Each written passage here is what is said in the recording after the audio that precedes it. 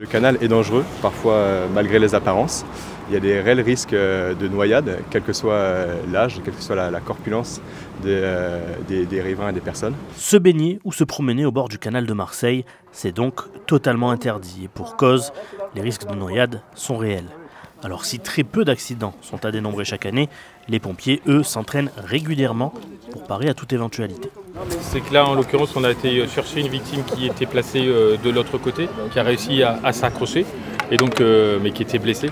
Donc l'idée était d'aller lui porter secours. On est avec une obligation de traverser le courant dû au fait qu'il n'y a pas de sortie de l'autre côté. Alors il y a deux solutions. Déjà, on peut imaginer qu'il dérive depuis un bon moment, donc ça a permis aux équipes d'arriver.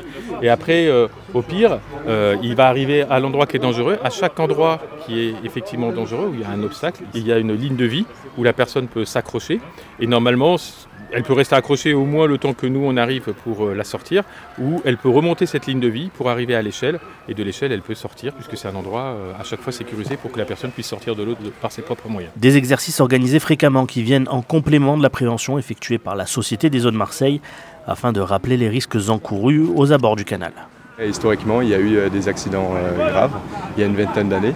Et chaque année, avec notre maître d'ouvrage, la métropole, les riverains et les services de l'État, on améliore la sécurité pour faire comme ici des périmètres de protection immédiats complètement clôturés. Heureusement, ce sont des faits qui sont tout à fait exceptionnels, mais il faut pouvoir prévenir le pire.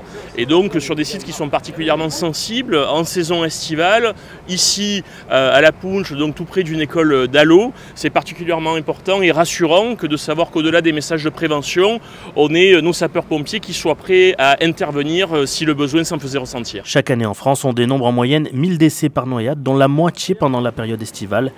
Que ce soit dans les canaux, en rivière ou en mer, la prévention et la préparation des services de secours demeurent donc primordiales avant l'arrivée des grandes chaleurs.